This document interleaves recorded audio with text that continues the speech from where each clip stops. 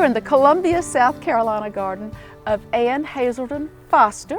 And Ann, I think this garden has some family history before you even came here. You're right, Amanda. My grandparents moved here in the early 60s, and I moved here in 91 and have been digging happily ever since. Your grandmother, you said, was very interested in gardens, but she had different interests than yours. What did the garden look like, and what were her favorite plants? Her favorite plants were hybrid tea roses, azaleas and camellias, and dogwoods were what mainly the garden was comprised of. And when you came, I think you spent some time just cleaning out and taking stock. There was lots of neglect, and so I cleaned beds and had a lot of fun adding perennials, native plants, and old roses. And nature has actually dictated some of the things that have happened. Tell me how nature has changed the exposure of the garden. I've lost several over 100-year-old oak trees that have fallen and taken it from a shady garden to what's now a sunny garden. And Ann, as I look at this garden, I see that it really is layered. We have a canopy still of large trees. You've replaced with some wonderful things like bald cypress. And then we've got some wonderful seasonal tall, middle-sized trees that are giving us beauty. But then we've got these tiny little intimate little mini spaces. Tell me, what are your favorite plants and what you've done that we can see repeated as we go through? Well, I love the shady spots the most, and I love mountain plants. I've got lots of epimedium and phlox and all different, few little trillium here and there. And the hostas and ferns look like they're very big favorites of yours also. They are. I love those. And come back so beautifully every year. They do. And even things that are kind of special, like Jack in the Pulpit. That's one of my absolute favorites.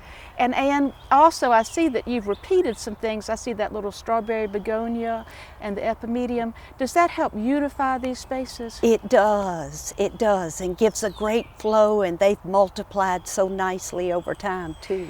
And I know you don't put a lot of things on the side of the road for the people to pick up, because I see things that other people wouldn't enjoy, and you found a new use for them.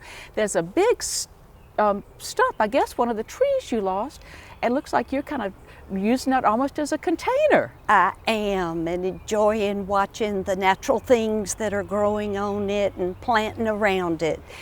And then how about this remnant of a crepe myrtle? What's going on with that? Well, that is my stumpery, which is using dead wood as a garden feature, and it is a trellis for my old rose ballerina.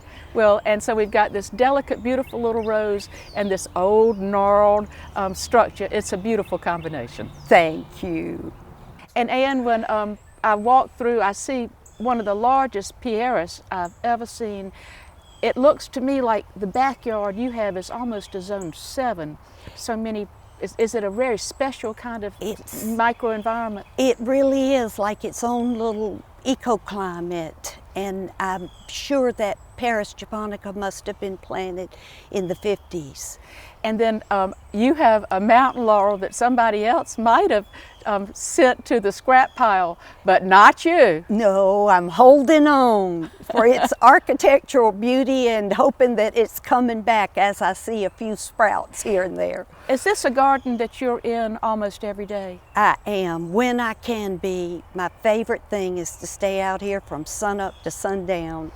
You've got some four-legged creatures that are sometimes here, but I think some two-legged creatures are a new addition. Tell me all about these chickens. Well, about 5 years ago, I decided to build a chicken coop, and chickens have been with me ever since.